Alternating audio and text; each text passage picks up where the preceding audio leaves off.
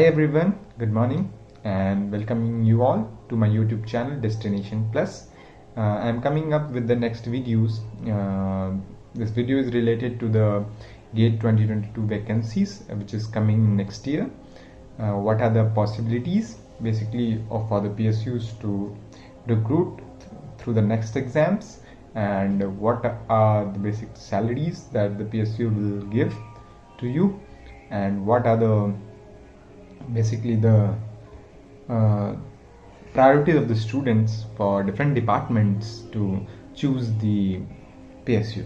Okay, so I will definitely focus more on civil engineering students. I have good knowledge on it, and so let's start the video. So yes, for the civil engineering students, the priorities, when we come to the priorities, सबसे पहला priorities जो होता है वो होता है NHAI का, national highway authority of India. It's mini ratna companies come under the central government, ministry of highway and transport.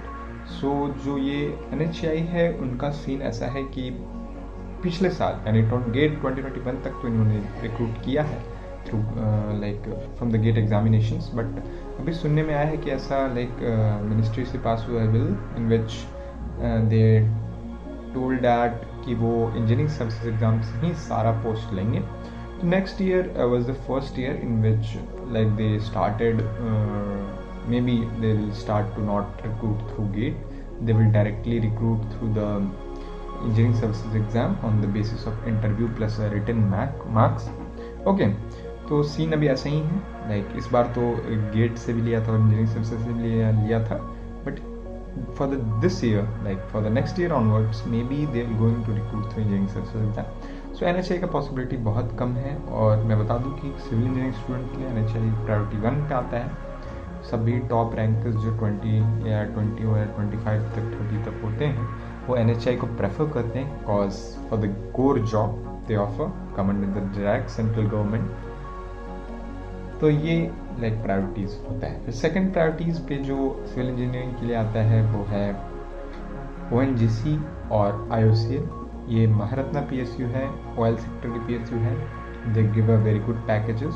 तो ONGC में 2 पोस्ट के लिए सिविल इंजीनियरिंग स्टूडेंट्स अप्लाई करते हैं. एक तो सिविल इंजीनियरिंग और assistant engineering civil, and second होता है मटेरियल मैनेजमेंट ऑफिसर्स, जिनकी काफ़ी कम सीट्स होती हैं क्योंकि बहुत सारे डिपार्टमेंट्स इसमें अलॉट करते हैं. बट मोस्टली लोग जो है मतलब MMOs बोलते हैं, मटेरियल मैनेजमेंट ऑफिसर, वो थोड़ा ज़्यादा प्रेफर करते हैं क्योंकि उनकी जॉब प्रोफाइल काफ़ी अच्छी होती है और थोड़ा वर्सेटाइल होती है. आफ्टर दैट ONGC का civil engineering assistant engineer officers as they use to recruit, ये भी काफ़ी अच्छी जॉब प्रोफाइल है. फिर होती है IOCL, like basically Indian oil corporation limited. इसमें भी ऑफिसर्स पोस्ट बनते हैं और काफ़ी अच्छी सैलरी है इनकी भी. तो ये 3 PSU मोस्टली जो टॉपर्स होते हैं वो प्रेफर करते हैं. ठीक है. एंड लाइक थिंग इज, अब नेक्स्ट ईयर वैकेंसीज पे हम बाद में आएंगे. पहले मैं बता दूं कि प्रायोरिटी ऑर्डर क्या होता है. ठीक है. सो अकॉर्डिंग टू मी उसके बाद जो ये महारत्ना PSU इसलिए प्रेफर करते हैं बेसिकली ONGC और IOCL. इसके बाद कोल इंडिया लिमिटेड भी एक महारत्ना PSU है जो गेट के थ्रू लेती है, और HPCL भी एक PSU है. It's also Maharatna PSU. पहले नवरत्न थी, but when you come under the subsidy of like part of ONGC, OMC's company है, oil marketing company of ONGC is HPCL basically. तो HPCL भी लाइक गेट से रिक्रूट करती है. इस साल उन्होंने अपना एक सेपरेट एग्जाम कंडक्ट कराया था, बट इससे पहले सारा एग्जाम गेट से लिया था. तो we can say like a pandemic time है तो उन्होंने मे बी गेट से प्रेफर करना चाहिए था उनको, बट उन्होंने सेपरेट एग्जाम कराया. There is a 50-50 chances for the next year that they may go through a recruitment through their own exams, और maybe they recruit through GATE 2022. So let's see what was the result. But HPCL भी एक good अच्छी like opportunities provide करती है for the civil engineering students to work in an OMCs, and it's also a very like give a decent salary. 50,000 basic pay HPCL का भी होता है, IOCL का भी सेम ही है, एंड ONGC का 60,000 बेसिक पे है. उन्होंने अभी रिड्यूस नहीं किया, बाकी लोगों ने रिड्यूस कर दिया था. So that was the basically. अब आते हैं हम कोल इंडिया लिमिटेड की तरफ. कोल इंडिया लिमिटेड कोल मिनिस्ट्रीज के अंदर आती है, मिनिस्ट्री ऑफ कोल, और ये भी महारत्न PSUs की कैटेगरी में आती है। इसका भी basic pay I think 50,000 rupees है। एंड ये भी लाइक वेरी अच्छी अपॉर्चुनिटीज़ प्रोवाइड करती है for the civil engineering students इन्हें नॉन कोर फील्ड में भी थोड़ा बहुत और कोर फील्ड मिला करके। बट इनका मेन डिसएडवांटेज है कि ये थोड़ा रिमोट प्लेसेस में लाइक जॉब्स देते हैं, क्योंकि like coal mining related jobs होते हैं बेसिकली। तो इनकी जॉब लोकेशंस काफ़ी अच्छी नहीं होती है। और अगर लाइक ONGC की हम बात करें, मैंने बताना भूल गया मैं, ONGC की अगर बात करें तो ONGC का ऑफशोर और ऑनशोर दो टाइप की जॉब्स होते हैं। Onshore is like for like जो आप हेडक्वार्टर्स वगैरह में पोस्टेड, ऑफशोर लाइक आप जब समुद्र के बीच में जा कर के लाइक जब निकालते हैं, like we use to explore the oils. So ONGC का भी दो प्रोफाइल होता है। एक तो दो प्रोफाइल मैंने लाइक डिसिप्लिन के बेसिस पे बताया, और एक दो profile like on job locations के बेसिस पे है। IOCL का 3 जॉब प्रोफाइल होता है बेसिकली, जो सिविल इंजीनियरिंग स्टूडेंट्स के लिए होता है। एक रिफाइनरी, पाइपलाइन, और थर्ड होता है marketing. Marketing is very common, बहुत लोगों को मिलता है। And that was the basically Indian oil corporation profile. इसके बाद अगर हम बात करें तो हाँ, और काफ़ी सारी PSUs है जो गेट 2022 से ले सकती है, और जिनका नोटिफिकेशन आ चुका है। वो एक है HVPNL। HVPNL एक स्टेट और सेंट्रल का मिक्स्ड PSU है। 50-50% का शायद कंट्रीब्यूशन दोनों की तरफ से। तो इसमें भी लाइक 10 वैकेंसीज आने का उम्मीद है, ठीक है। और इन्होंने अपना नोटिफिकेशन जारी कर रखा है, जिसमें इन्होंने बोला है कि हम इलेक्ट्रिकल और सिविल इंजीनियर्स को लेंगे, ठीक है। फिर DRDO ने भी अपना वैकेंसी जारी किया, जिसमें वो उन्होंने बोला है कि सिविल इंजीनियरिंग स्टूडेंट्स को एज लाइक साइंटिफिक ऑफिसर बोलते हैं DRDO में जो काम करते हैं। We all know that defence related research work is going on in DRDO। तो उनमें भी वैकेंसीज आएगी और उनका नोटिफिकेशन आ चुका है। फिर बार्क का अगर हम बात करें तो बार्क हर साल लेती है गेट 2022 से। ये भी एक रिसर्च ऑर्गेनाइजेशन है। You are going to recruit as a scientist officer in BARC. उनकी भी नोटिफिकेशन अभी आई नहीं है, लेकिन बट आ जाएगी क्योंकि ये हर साल लेते हैं, ठीक। फिर हम चलते हैं IRCON IRCON ministry of railway के अंदर आती है। PSU है, मिनीरत्न PSU है। एंड इट्स क्योंकि इनका लास्ट रिक्रूटमेंट कुछ बहुत मतलब 2-3 साल हो चुके हैं उनके लास्ट रिक्रूटमेंट में I think. So there is a most probability कि वो अगले साल रिक्रूट कर IRCON IRCON, okay. Then we talk about GAIL civil engineer के लिए बेसिकली एक्सपीरियंस बेसिस पे लेती है। सिविल इंजीनियर्स को प्रेफर नहीं करती है एज अ ट्रेनी।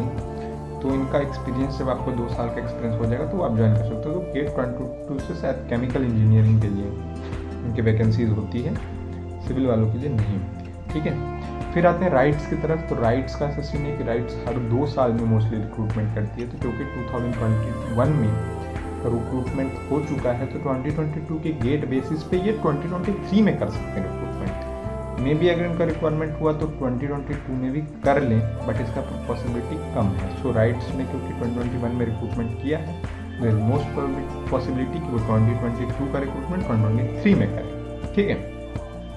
NBCC हर साल करती है। अभी जस्ट यहाँ पे वैकेंसीज आई है, 40 वैकेंसी आई है इस साल। अभी जस्ट 4-5 दिन पहले NBCC national building corporation limited. So इनका नवरत्न PSU है, बेसिक पे वही 40,000 के आसपास होता है। तो इनका रिक्रूटमेंट आने का भी चांस है, क्योंकि हर साल ये recruit use to do their recruitment.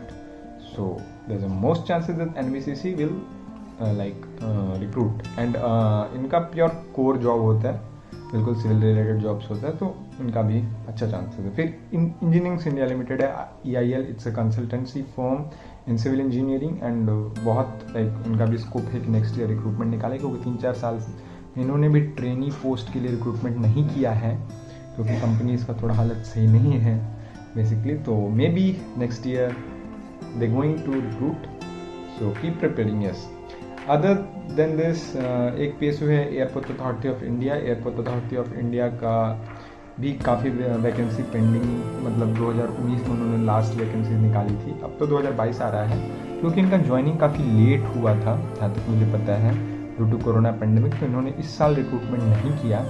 May be वो next year most possibility chance है कि वो निकाले, there is more probability. And इसका एक्सपेक्टेड वैकेंसी भी काफ़ी अच्छा रहेगा। वैकेंसी हम बाद में डिस्कस करेंगे। फिर अगर हम आए नए वैकेंसी पे, तो लाइक BIS जो हर साल मोस्टली गेट से लेती है, तो अगले साल भी वे कुछ बच्चों को 5-6 बच्चों को लेगी। ठीक है। ISRO ने साइंटिस्ट ऑफिसर का रिक्रूटमेंट बंद कर रखा है काफ़ी दिनों से, और शायद वो अभी नहीं करे जैसे न्यूज़ आई है, तो इसके बेसिस पे ISRO का भी कम चांसेस है। ठीक है, अब हम बात करते हैं कि प्रायोरिटी क्या होता है बच्चे के सिलेक्शंस का और कैसे कैसे वो भरना स्टार्ट करते हैं फॉर्म। तो जिसकी वैकेंसी पहले आती है toppers use to fill the form, okay.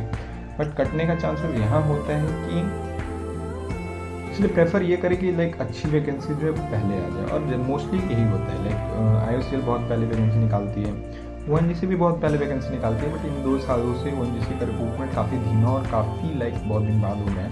2-3 साल के जो बंदे 2020 और 2021 के बंदों को उन्होंने अब तक मतलब लाइक शॉर्टलिस्ट अभी तक नहीं किया है, अभी फॉर्म भरा है उनका। कोल इंडिया लिमिटेड का रिक्रूटमेंट काफ़ी स्लो है, अब कोई भी कंपनी बोल सकते हैं कोल इंडिया लिमिटेड आराम से एप्लीकेशन फॉर्म निकाल के अभी तक रिजल्ट गेट 2021 वालों का भी नहीं आया है, तो वो काफ़ी लेट लगेगा रिक्रूटमेंट होने में। ठीक है, बाकी बीच बीच में सारे रिक्रूटमेंट हैं, लेकिन जो प्रायोरिटीज ऑर्डर बताएं तो for the civil engineering student, क्योंकि NHI नहीं है तो देयर इज मोस्ट चांस कि most of them will land in IOCL। अगर ONGC टाइम पर रिक्रूटमेंट निकालती है तो yes we will prefer ONGC।